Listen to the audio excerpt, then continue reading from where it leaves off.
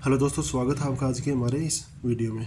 तो आज का हमारा जो आपको कल बताया था कि संविधान के भाग 2 और 3 को पढ़ेंगे। हम 3 को मोटा मोटा पढ़ेंगे और 2 को अच्छे से पढ़ेंगे। 3 को भी है ना, कल हम थोड़ा और पूरा कर लेंगे, आज 2 को पढ़ेंगे। तो सबसे पहले हम कल हमने पढ़ा था संविधान का भाग 1, तो उसका मैं थोड़ा सा आपको रिविज़न करवा देता हूँ।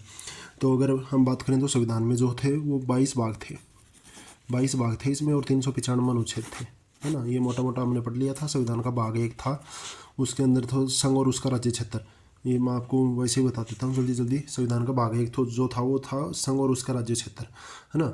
इसमें 1 से 4 तक अनुच्छेद थे। अनुच्छेद एक के तहत है कि भारत राज्यों का संघ, मतलब भारत की यूनियन है, टूट के अलग नहीं हो सकते। एक परिसंघ था जो आपको पता ही होगा, इसमें टूट के अलग हो सकते हैं।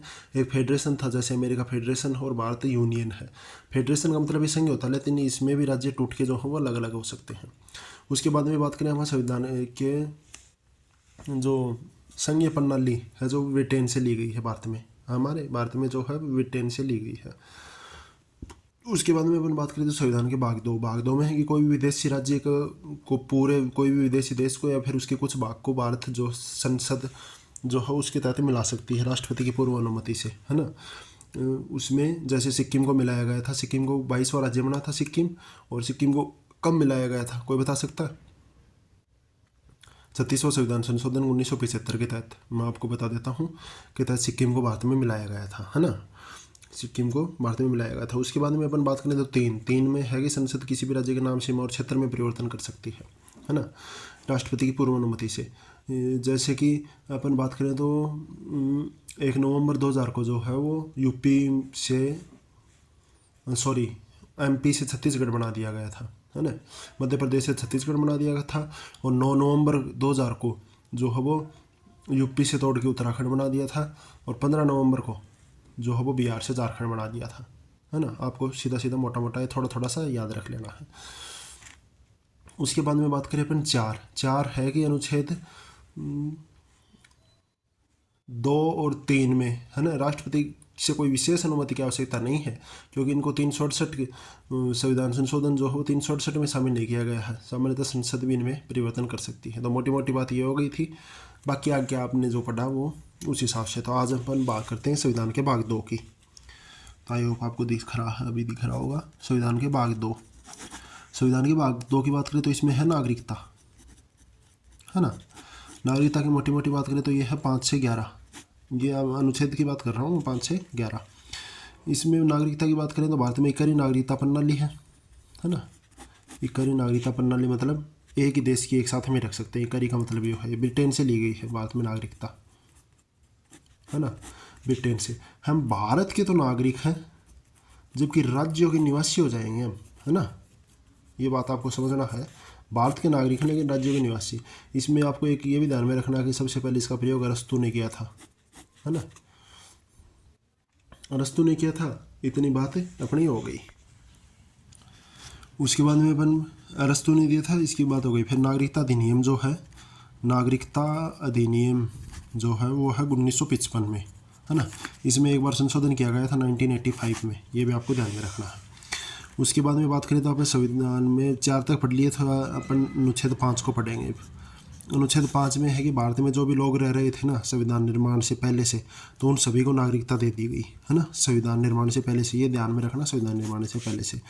फिर अनुच्छेद 5 के बाद में अनुच्छेद 6। अनुच्छेद 6 है कि जो पाक से वापस आए, है ना, संविधान लागू होने से पहले, मतलब संविधान जब बन रहा था उससे पहले पाकिस्तान से वापस भारत में आ गए, तो उनको, जैसे वो परमिट वाला लागू हुआ ना, परमिट 1948, है ना, तो उनको भी भारत की नागरिकता दी गई। उसके बाद में अनुच्छेद 7 में था कि जो पहले भारत से पाक में चले गए, है ना, भारत से पाक में चले गए और पाक से वापस भारत में आ गए संविधान बनने से पहले, तो इनको भी नागरिकता दे दी गई। उसके बाद में अपन बात करें तो अनुच्छेद 8, है ना। अनुच्छेद 8 की बात करें तो इसमें अगर कोई विदेशी भ्रमण या विदेश में नौकरी करने के लिए कोई भी जाएगा ना, तो उसकी नागरिकता समाप्त नहीं की जाएगी। फिर बात करें अपन अनुच्छेद 9, है ना। मैं थोड़ा जल्दी बता रहा हूँ, आपका भी शायद जल्दी होगा, क्योंकि ये रिवीजन करवाते हैं तो इसमें समझाने का कोई है नहीं, तो रिवीजन आप भी जल्दी करते हैं। जो पॉइंट मेरे से छूटे वो आप बताएंगे, और जो कमेंट करके, और जो आपसे छूट गए वो आप मेरा सुन के उनको थोड़ा डीपली पढ़ लेंगे। उसके बाद में अनुच्छेद 9 की बात करें ना अपन, तो अनुच्छेद 9 में विदेशी भ्रमण हो गया। अनुच्छेद 9 में है कि अगर किसी दूसरे देश की नागरिकता ले ली तो भारत की नागरिकता ख़त्म हो जाएगी, है ना। फिर अनुच्छेद 10,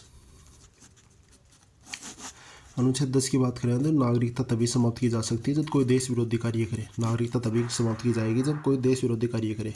उसके बाद में बात करें अपन अनुच्छेद 11, अनुच्छेद 11 की बात करें तो अनुच्छेद 11 में है, आई होप आपको क्लियर दिख रहा हो, अनुच्छेद 11 में है कि नागरिकता से संबंधित कानून, नागरिकता से संबंधित कानून जो है वो संसद बनाएगी, है ना, संसद बनाएगी, है ना। गृह मंत्रालय के दिन आता है, गृह मंत्रालय, इस पर ध्यान में रखिएगा, इनको गृह मंत्रालय ध्यान में रखिएगा।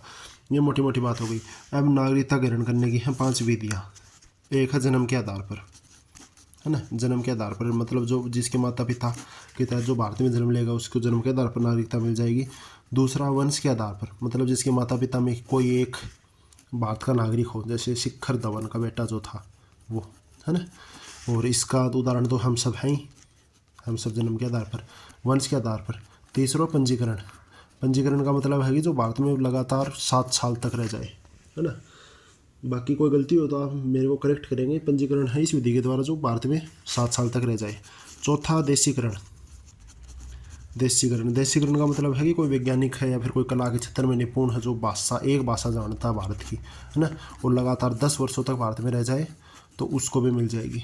और 5वां जो हम बात करें तो 5वां इसके अंदर है अर्जित भूमि, है ना, अर्जित भूमि के आधार पर। अर्जित भूमि आप नहीं समझे होंगे तो मैं आपको बता देता हूँ। जैसे सिक्किम को मिलाया गया था, या फिर बांग्लादेश के जो एक वो गांव था ना, उसका क्या नाम था, आप कमेंट में बताएंगे उसका क्या नाम था, उसको मिलाया था। तो उसकी जो अर्जित भूमि है ना, उसको मिलाने पर उसके जो लोग हैं ना वहाँ पर रहने वाले, उन लोगों को भी नागरिकता दे दी जाएगी। तो इसमें मोटा मोटा बात ये है। इसके बाद में अपन बात करें तो एक है NRI, नॉन रेजिडेंट्स इंडियन, जो भारत में 6 माह से अधिक समय तक जो भारत में बाहर रहता है ना, वो NRI में आ जाता है। वो भारत का नागरिक तो है लेकिन वो पढ़ाई या नौकरी के लिए 6 माह से ज़्यादा भारत में, है ना। फिर एक आई थी ओवरसीज नागरिकता, लक्ष्मीमण सिंघवी की जो समिति है ना उसके द्वारा 2005 में जोड़ा गया था इसको, 2005 में लक्ष्मीमण सिंघवी समिति के द्वारा। इसमें क्या था कि कोई बड़ा बिजनेसमैन था या फिर कोई और था, उसको भारत की नागरिकता दे दी जाती थी, भारत की नागरिकता, है ना। उसके बाद में अपन बात करें तो एक होता है वीज़ा, वीज़ा, है ना। वीज़ा आप कमेंट में बताएंगे, उसके बाद में ही सुनेंगे। पहले अभी जाओ वीडियो को पॉज करो और कमेंट करो। वीज़ा का मतलब है कोई दूसरा देश अपने देश में घुसने की अनुमति देता है, मतलब अपने देश में जाने की अनुमति, है ना। एक है पासपोर्ट, पासपोर्ट है कि हमारा देश हमें किसी दूसरे देश में जाने के लिए बोलता, मतलब हमारा देश छोड़ने के लिए बोलता, तो उसको हम कहते हैं पासपोर्ट। और वीज़ा जो दूसरा देश हमें अनुमति देता है उसके देश में जाने की, उसको बोलते हैं पासपोर्ट, है ना। ये मोटी मोटी बात हो गई। उसके बाद में एक CA याद रख लेना, CA 2019 वाला, है ना। इसको थोड़ा डिटेल में पढ़ो तो पढ़ लेना बस, हालांकि ये याद रख लेना कि 2019 में आया था। एक NRC याद रख लेना, है ना। उसके बाद में इसमें मोटा मोटा और तो कोई है नहीं, ठीक है। उसके बाद में हम थोड़ा सा भाग 3 को भी रिवाइज कर लेते हैं। भाग 3 है संविधान का भाग 3, इसमें मूल अधिकारों को शामिल किया गया है। ये आपको बेरा ही है 12 से 35 तक। तो इसमें हम सीधा सीधा बताते तो 12 में है राज्य शब्द की परिभाषा। अनुच्छेद 13 में है कि मूल अधिकार के ऊपर किसी और का अधिकार है ना, तो मूल अधिकारों को माना जाएगा, मतलब कि हमारे अधिकारों को कम कर दिया जाएगा, है ना। अनुच्छेद 13 का ये है। हालांकि मैं आपको मोटा मोटा बता रहा हूँ, बाकी कल हम इसको डिटेल में पढ़ लेंगे। अनुच्छेद 13 के बाद में अनुच्छेद 14 से 18 तक समानता के अधिकार में आते हैं, जो हमारा पहला अधिकार है ना। अनुच्छेद 14 में है कानून के समक्ष समानता और कानून के समान संरक्षण। कानून के समक्ष समानता ब्रिटेन से लिया गया, कानून के समान संरक्षण अमेरिका से लिया गया है ना। अनुच्छेद 15 की बात करें तो सार्वजनिक स्थान सभी वर्गों के लिए खुले रहेंगे। अनुच्छेद 16 में आरक्षण से संबंधित प्रावधान है ना, विशेष वर्गों के उत्थान के लिए कुछ विशेष प्रावधान। अनुच्छेद 17 में है छुआछूत या अस्पृश्यताकांत, SC/ST एक्ट है शायद इसमें 19 छुआछूत या अस्पृश्यताकांत SC/ST एक्ट है, जो कब आया था यह आप कमेंट में बताएंगे। मैं अभी बोल रहा हूँ SC/ST एक्ट कब आया था, शायद 1955 होना चाहिए मेरे हिसाब से, 1977 है या फिर कुछ, आप कमेंट करके ज़रूर बताएंगे मेरे को। बाकी मैं कल आपको बताऊंगा कि ये कितना है, मैं भी ध्यान से पढ़ूंगा इसको। उसके बाद में 18 को उपाधियों का अंत, है ना। हालांकि सेना शिक्षा पद्म भूषण या पद्म विभूषण जैसी उपाधियों को लगा सकता है। एक ये भी ध्यान रखना कि पद्म भूषण पद्म विभूषण भारत रत्न ये जो है 1954 में इनकी शुरुआत हुई थी। ये भी आप मोटा मोटा इसमें से रिलेट करके याद रखोगे तो आराम से याद रह जाएगा। उसके बाद में अपन 19 में आ गए अनुच्छेद 20 में। अनुच्छेद 20 में है सजा से संबंधित, इसमें वो 3 प्रावधान थे ना अनुच्छेद 20 में तो सजा से संबंधित 3 प्रावधान थे, है ना। इसमें 3 प्रकार की स्वतंत्रता था कि एक गलती के लिए एक सज़ा, दूसरी सज़ा उसी टाइम की दी जाएगी जिस उस कानून उसी टाइम का लागू होगा जिस टाइम पर कोई अपराध किया गया, ना तो उससे पहले का ना उससे बाद का, है ना। ये बात हो गई। और तीसरी है कि जो है सज़ा के समय भी कुछ रियायत दी जा सकती है ना। उसके बाद में अनुच्छेद 21 प्राण एवं दैहिक स्वतंत्रता। इसमें तो सोने का अधिकार, शुद्ध पर्यावरण का अधिकार, है ना, विदेशी भ्रमण का अधिकार, इस तरह के, है ना। मरने का अधिकार नहीं है लेकिन इसमें, है ना, मरने का अधिकार। हेलमेट वगैरह का जो चलान चुलन काटी ना भाई के अंदर ही आ है, सीधी सी बात है। ताना मैं बता दूँ लो। बी के बाद में आप बात कर रहा हूँ गिरफ्तारी के संबंध में संरक्षण है अनुच्छेद 22 में। इम है कि गिरफ्तारी को कारण बताना पड़ेगा, 24 घंटा के अंदर न्यायालय में पेश करना पड़ेगा। और तीसरी बात है कि व्यक्ति स्वयं के खिलाफ गवाही नहीं दे सकता, है ना। पुलिस मार कूट के तारक गवाही कौन ले सके, सीधी सी बात है। बी के बाद में आप बात करा तो उरों को 22 तक, 14 से 18, 19 से 22 समानता का अधिकार, ये है स्वतंत्रता का अधिकार। स्वतंत्रता का अधिकार भी पढ़ा दिया मैंने आपको साथ में, 19 से 22 तक स्वतंत्रता का अधिकार। फिर है शिक्षा एवं संस्कृति का अधिकार, शिक्षा एवं संस्कृति का अधिकार है 23 और 24, है ना।